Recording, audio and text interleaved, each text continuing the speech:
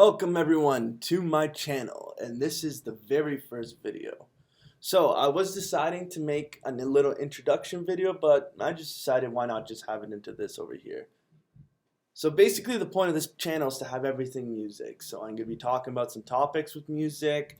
I'm going to have some artists coming in, maybe have a little bit of an interview with them, have a few skits, have a vlog too, around Toronto in my hometown of Newmarket, Ontario. It's a shithole, but whatever, it's my hometown. So right now I'm doing the recording right now in the MIDI lab at Harris Institute in Toronto.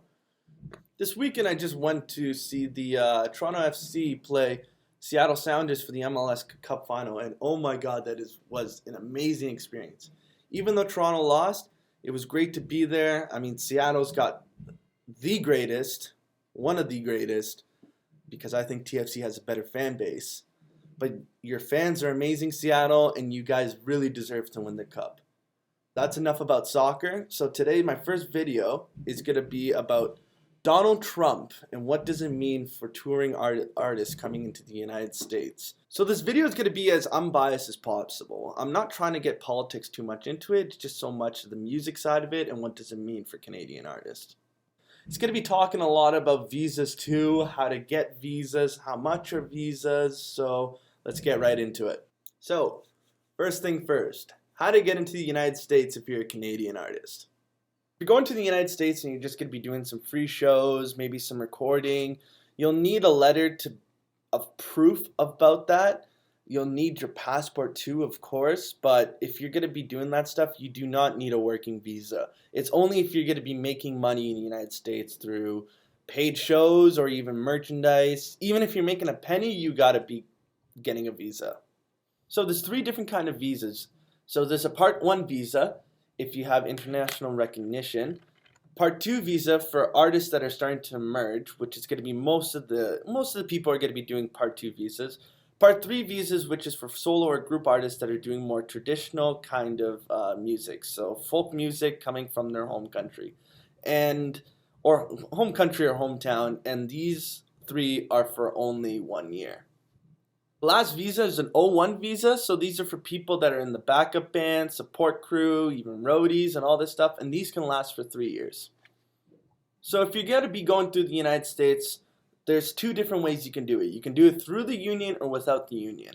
So if you're going to be doing through the union, maybe with the AFM, American Federations of Musicians, it can be up to $400 to $450, and it's extra $60 for each member you have in your group. If you aren't going to be doing it through the union, it's going to be around $1,200 per member. So it's probably best to do it through the union because that's a lot of money. I mean, even $400, I mean, let's be honest here. Most musicians aren't really swimming in cash. We're all pretty broke. So when you go to the United States, you got to make sure that your passport is validated because this has screwed over a lot of bands in the past. Because even if you're going to be in the United States and your passport isn't expired at the time, it could expire while you're away doing your tours.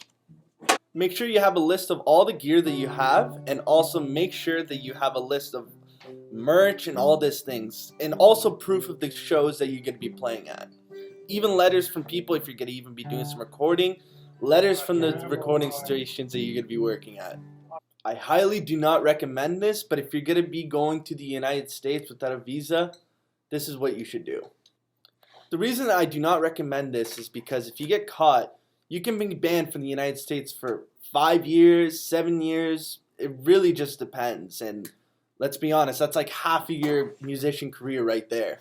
So first thing you really want to do is not bring any merch over. That's one way they can really start getting some people. Second thing you should do is not post any of your shows on your websites or even onto your Facebook. Just keep really everything on the DL, and even change the name of your band because that would really help yourself really stay underneath the radar. Like I said, guys, don't do this, but if you really don't want to listen to me, just follow these tips, which in a sense is contradicting. So now, what is Donald Trump going to be doing? First things first, he's going to make it harder for us to get visas. And by that, he's going to be probably increasing the prices. Visas could be going up to around $4,000. Because of this, it's going to be really attracting Americans to really start using their own artists. This could be really good for Canada because it can really make us start developing our industry a lot more over here and stop being so reliant on American artists. But the problem here lies that for American artists to come over here, it only takes around 7 days for them to actually get their visa. On the other hand, for Canadian artists, it could take around a month or two. And it's extremely easy for Americans to get their visas into Canada.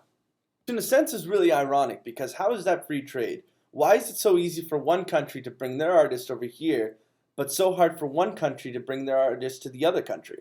All we can really do is just stay optimistic. Hopefully Trudeau will be doing something about this, but I really don't think so. But it was Trudeau's father, love it or hate it, who brought the whole Canadian Contact Act, which made all radio have to be 35% Canadian content. The best and see where it takes us. My video today, there's going to be a few more videos coming out in the next few weeks. I'm going to be having my good friend Justin Carey going to be doing a live set. I'm going to have the Shepherds from Newmarket as well that is going to be maybe doing a live set and an interview. Maybe a few skits going to be coming out too in the week. It just really depends. Organizing a little schedule too of when I can be posting videos, but it just really depends on my school. Everything is all over the place right now, but when things get settled, it will get settled.